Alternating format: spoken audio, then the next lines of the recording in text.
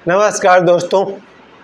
सबसे बड़ा षड्यंत्र बेटियों को अनपढ़ रखा गया, या कहिए कि सबसे बड़ी भूल कि बेटियों को शिक्षित नहीं किया गया। आज मैं सुबह से इस विषय पर जगह जगह बात कर रहा था कि जब बेटी को ठीक से नहीं पढ़ाया जाए उसके क्या क्या दुष्परिणाम मुझे जीवन में देखने को मिल रहा है। मैंने बचपन से अभी तक 10-20 से अधिक घर ऐसे देखे हैं जिसमें बेटियां पढ़ी लिखी नहीं थी, इसलिए बहुत दुख भोग रही हैं।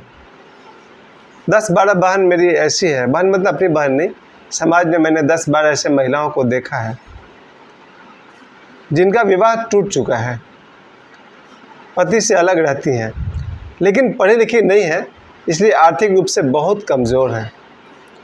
इसलिए मैं हमेशा से अपने सभी विद्यार्थियों को, स्टूडेंट्स को, गर्ल्स को हमेशा कहता हूँ खूब पढ़ो। अभी कुछ देर पहले भी मैं जहाँ बैठा हुआ था वहाँ भी यही बात कह रहा था कि पढ़ो, बेटा हो या बेटी, खूब पढ़ो। ये मैं अपने बल पे कहता हूँ कि मैं एक ऐसे गुरु का शिष्य हूँ जो इस धरती पर सबसे अधिक किताब पढ़े लिखे हैं। ओशो की बात कर रहा हूँ। ओशो 1.5 लाख किताब वो पढ़ चुके हैं, और मैं ऐसे गुरु का शिष्य हूँ जो बहुत ही पढ़े लिखे हैं, और मुझे खुद ही 100 नहीं बल्कि हज़ारों किताब पढ़ने का मौका मिला है। 1000 से अधिक तो जरूर हम भी पढ़े होंगे। और मैं अपने बल पे कहता हूँ कि पढ़े लिखे लोग का जीवन बेहतर होता है। पढ़े लिखे आदमी थोड़ी दूर आगे तक का भी सोच सकते हैं। जो व्यक्ति शिक्षित नहीं होता है वो कैसी कैसी गलती करता है, आज मैं आपको अपने वीडियो के माध्यम से बताना चाहता हूँ। पहले तो मुझे एक दोस्त याद आता है। वो दोस्त नहीं था, दोस्त का छोटा भाई था। वो एक दिन 1993 की बात है, 1993 की बात है। उन दिनों मैं ट्यूशन पढ़ने जा रहा था, बीएससी पार्ट 1 में था शायद, और मैंने स्टेशन पर देखा कि उस लड़के को, जो 17-18 साल का लड़का था, उसके हाथ में हथकड़ी बांध करके, कमर में रस्सी बांध करके पुलिस ले जा रहे थे। तो मैं ट्यूशन पढ़ने धनबाद जा रहा था, तो मेरे पॉकेट में 200 रुपये थे, ट्यूशन का फ़ी भरना था। संजोग अच्छा था कि मेरे पास पैसे थे, और मैंने उस लड़का को देखा, उसको पुलिस पकड़ कर ले जा रही है और साथ में टीटी भी है। मैं मामला समझ गया कि बात क्या है, फिर भी मैं अपने दोस्त को मुसीबत में देखकर साइड से भागा नहीं था। मैं सामने गया और मैंने पुलिस और टीटी दोनों से पूछा कि क्या बात है, आप लोग इसको क्यों पकड़े हैं। तो वो लोग बोला, जानते हैं उसको? बोले हाँ जी, मेरा दोस्त का छोटा भाई है। तो पुलिस ने और टीटी ने बताया कि ये विदाउट टिकट ट्रेन में सफ़र कर रहा था, इसलिए पकड़ा गया है। उसकी आंख में भी आंसू थे। विदाउट टिकट सफ़र करने का क्या परिणाम होता है, लोग ये भी नहीं सोच पाते हैं। शिक्षित व्यक्ति 2 कदम आगे का सोच लेता है कि अगर हम विदाउट टिकट जाएंगे, पकड़े जाएंगे, तो फ़ाइन भरना पड़ेगा, थोड़ी बेइज्जती भी होगी, बात बिगड़ जाएगी तो जेल भी हो जाएगा, क्योंकि travelling without ticket is an offence. बिना टिकट यात्रा करना अपराध है।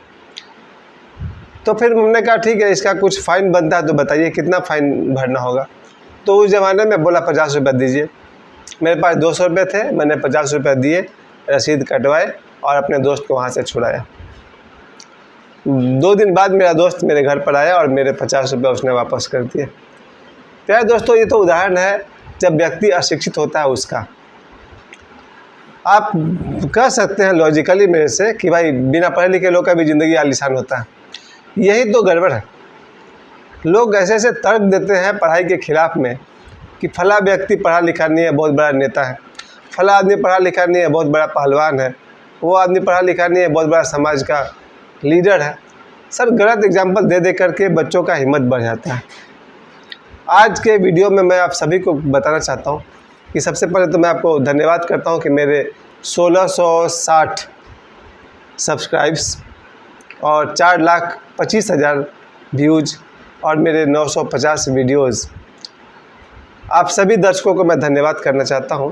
और आज का वीडियो मैं पूरी तरह से समर्पित है बेटियों के लिए, क्योंकि आज मैं बताना चाहता हूं कि बेटियां अगर पढ़ी लिखी नहीं होती है तो उनको जीवन में कितने सारे प्रॉब्लम का सामना करना पड़ सकता है। और अगर मेरी बेटियां, हमारी बेटियां पढ़ लिख जाती हैं तो उनके सामने सैकड़ों समस्याएं नहीं आएंगी या आएंगी तो सॉल्व हो जाएगी। इसलिए आज के वीडियो को मैं चाहता हूँ हर घर के हर बेटी तक पहुँचे, हर गार्जियन तक पहुँचे। इसलिए मेरे वीडियो को प्लीज़ हो सके तो शेयर कीजिएगा और मेरे चैनल को हो सके तो सब्सक्राइब कर लीजिए ताकि आप मेरे पिछले वीडियोज़ को भी देख सकें।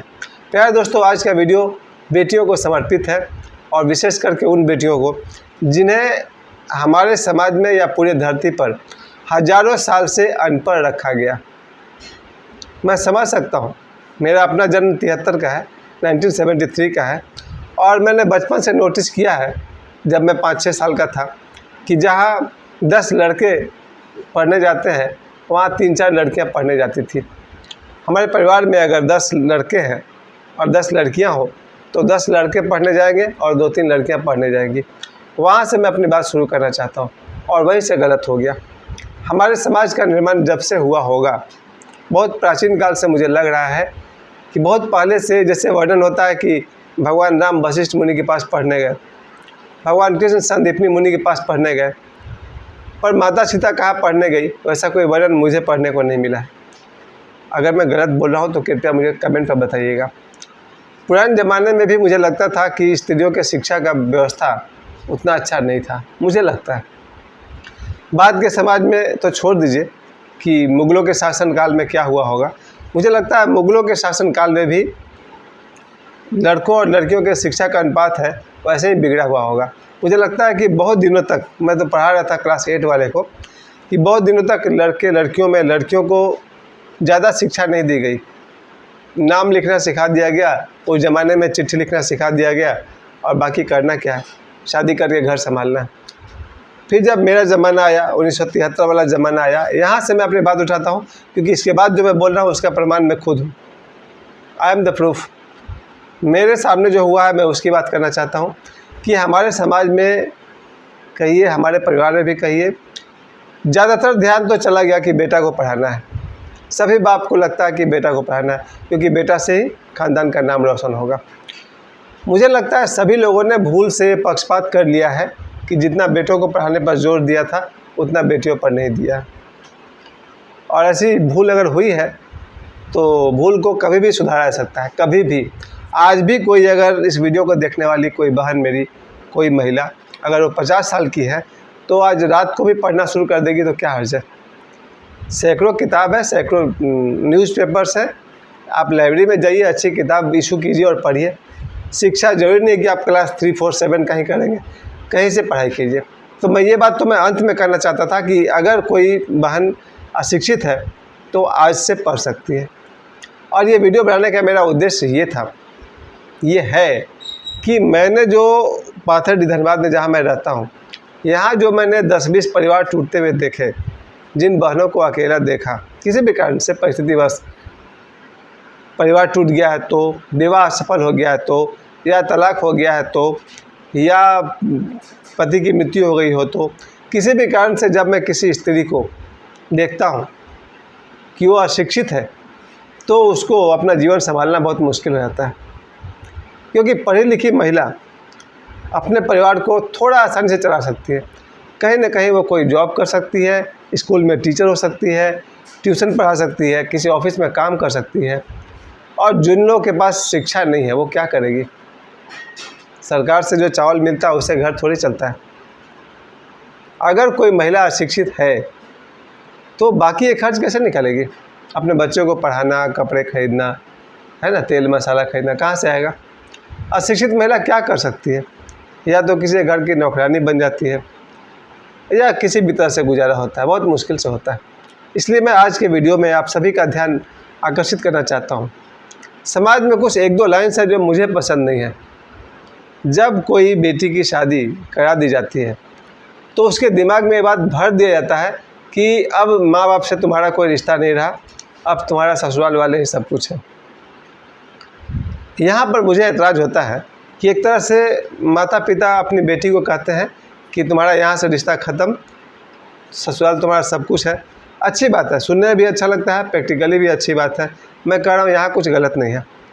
लेकिन जब ससुराल में कोई दुर्व्यवहार अगर होता हो बेटी के साथ, तो अगर बाद में पता चला उसका पति बहुत गुस्से वाला है, गुस्सैल है, या शराब पीता है, या जुआ खेलता है, कोई और बुराई है, और वो अगर पत्नी को पीटता है तो ऐसे मौके में, बहुत पुरानी बात है मैं कह रहा हूँ आपसे, बहुत सारे पति हैं जो अपने पत्नी को बेरहमी से पीटते हैं।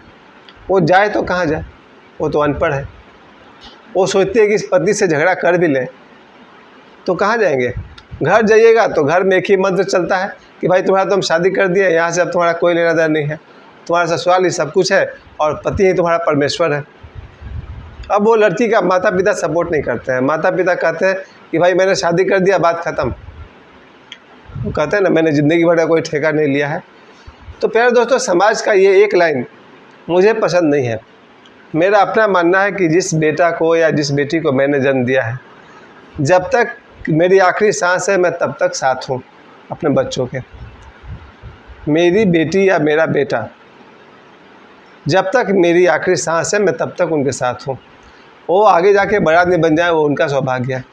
लेकिन जो माता पिता ये कहते हैं कि मैंने ज़िंदगी भर का ठेका लिया है, या जो माँ बाप कहते हैं कि तुम्हारी शादी कर दी है बेटी का, अब तुम जाओ, तुम्हारा यहाँ से कोई लेन देन नहीं है, मैं इस बात को पसंद नहीं करता हूँ। खैर, समाज ने सिखा दिया, आपने सीख लिया, आपकी अपनी समझ कहाँ है। अगर कोई आपकी बेटी है तो है, सदा के लिए है। चलिए ठीक है, इस बात को मैं ज़्यादा नहीं तोड़-मरोड़ करूँगा। मैं यही कहूँगा कि समाज में शिक्षा अगर नहीं मिले तो ऐसी बातें दिमाग में बैठ जाती हैं। तो जिन बड़ों का जीवन आज नर्क बना हुआ है, चाहे वो पति के छोड़ने की वजह से, या पति ने तलाक दे दिया इसलिए, या पति मर गए इसलिए, या कोई और कारण से, और उन बहनों का जीवन नर्क हुआ है क्योंकि वो शिक्षित है नहीं। करे ही क्या, या तो किसी पर निर्भर है, माता पिता पर या भाई पर, या जिस किसी पर निर्भर है वो उसको सताएगा। तो वापस मैं यही कहना चाहता हूँ कि आज के समाज में भी जब भी मैं किसी बेटी को पढ़ाता हूँ अपने स्कूल में या ट्यूशन में, मेरा फोकस हमेशा इस बात पर रहता है कि बच्चों, तुम सोच नहीं पा रहे हो कि 10 साल बाद की ज़िंदगी कितना अच्छा हो सकता है अगर तुम लोग पढ़ लिख लिया तो। मैंने न सिर्फ बाथरडी में रहा हूँ, जबकि मुंबई में मुझे 15-20 साल तक रहने का मौका मिला है। मैंने देखे हैं, मैंने अमीर आदमी देखे हैं, मैंने पढ़े लिखे लोग देखे हैं, पढ़ी लिखी महिलाएं देखी है मैंने। दुनिया इतना सुंदर है। और फिर यहाँ आप आइए, गांव में आइए, छपरा में या धनबाद में, यहाँ लोग पढ़ाई की कीमत ही नहीं समझते। पढ़ाई की कीमत समझते नहीं है।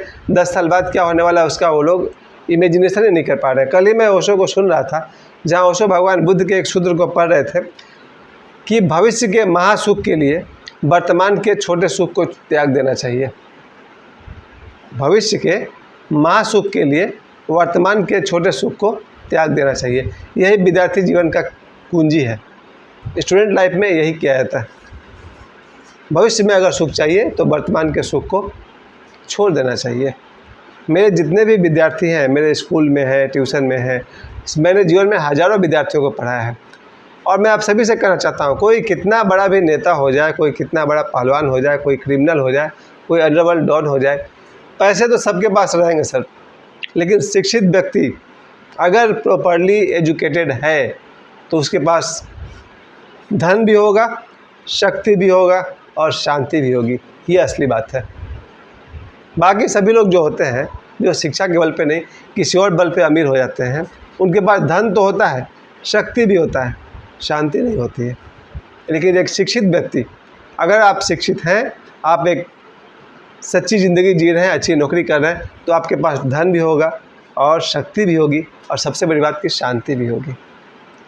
तो मैंने जो बात कही कि एक बहुत बड़ा षड्यंत्र चला, जिसमें पुराने ज़माने में ताकतवर लोगों ने कमज़ोर लोगों को पढ़ने लिखने नहीं दिया।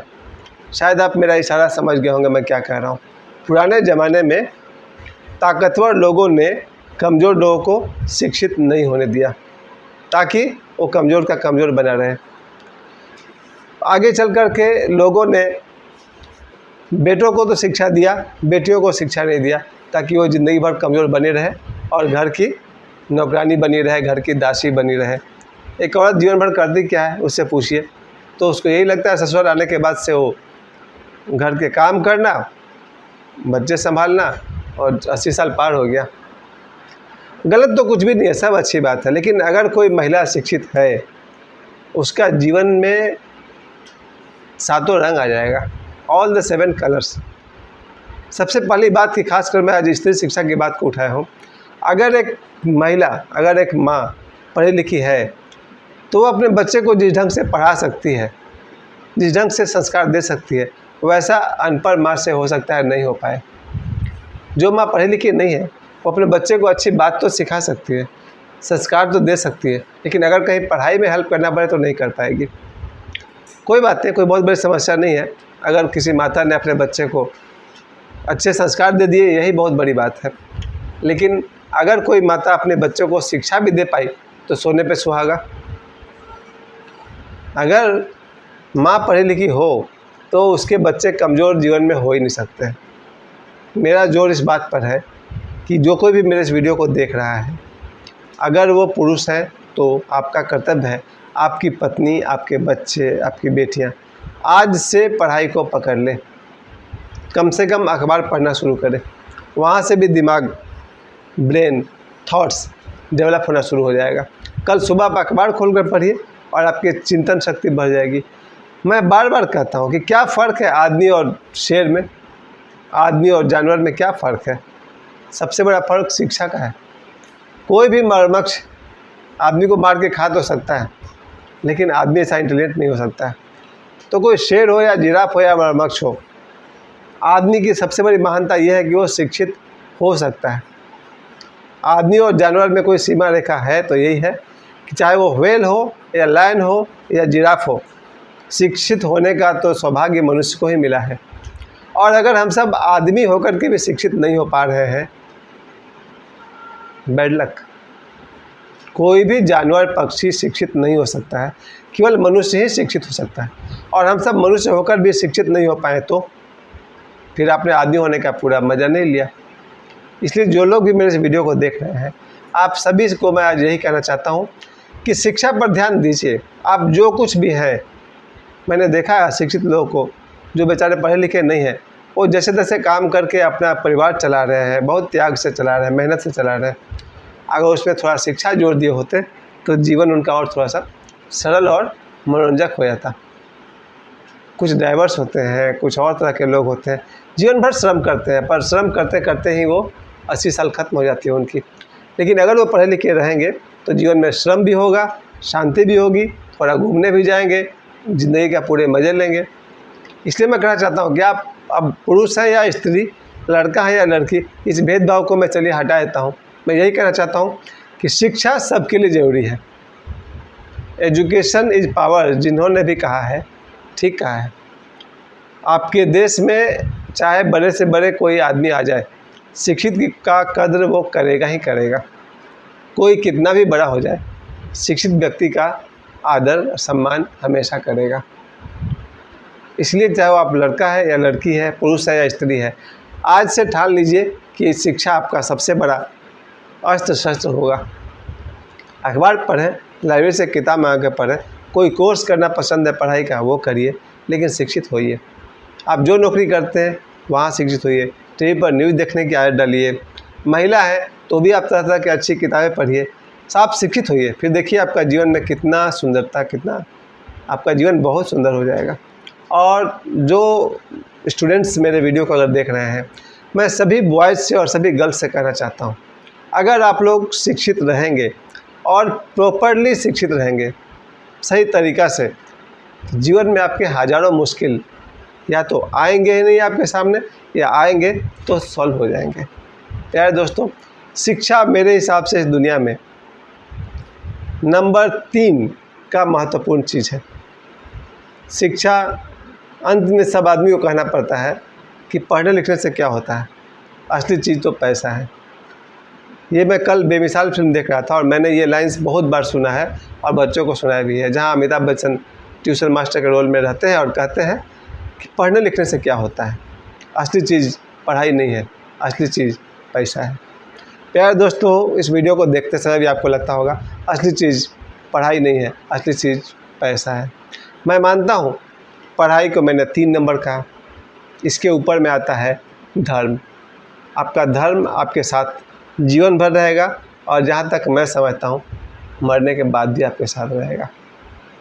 जीवन में शिक्षा होना चाहिए। शिक्षा धन को खींच लाएगा, आकर्षित करेगा, उसकी आप चिंता न करें। धन और शिक्षा रिलेटेड है, जुड़े हुए हैं। एक शिक्षित व्यक्ति धनी भी हो सकता है, हो ही जाएगा। इसलिए मैं नहीं कहूँगा कि धन कोई अलग से कमाने की चीज़ है। आप अच्छी तरह से शिक्षित हो जाएं, दुनिया में लाखों लोग हैं जो आपको बुला कर ले जाएंगे। अगर आपके पास शिक्षा है तो धन आ जाएगा। और नंबर 2 में आता है धर्म। धर्म जीवन में शिक्षा से भी ज़्यादा ज़रूरी है। आप जहाँ कहीं भी हैं, जिस धर्म में भी आपका जन्म हुआ हो, उससे फ़र्क नहीं पड़ता। एक सही धार्मिक आदमी बनिए। कम से कम धर्म की परिभाषा है नेचुरल ज़िंदगी जीना, यानी कि गलत काम नहीं करना, चोरी नहीं करेंगे, हत्या नहीं करेंगे, पाप नहीं करेंगे, वगैरह वगैरह। जो नैतिक बातें हैं वो धर्म से जुड़ी हुई हैं। सबसे तीसरे नंबर पर मैंने कहा शिक्षा और धन। 2 नंबर पर आता है धर्म, धार्मिकता, और 1 नंबर पर आता है आध्यात्म। आध्यात्म का मतलब शरीर, मन और आत्मा को जानना। बस आज इतना ही। मुझे समय देने के लिए बहुत बहुत धन्यवाद। भगवान करे आप सभी शिक्षा के महत्व को समझें और आप और आपका परिवार शिक्षित हो, समृद्ध हो और सुख और शांति को प्राप्त करें। धन्यवाद।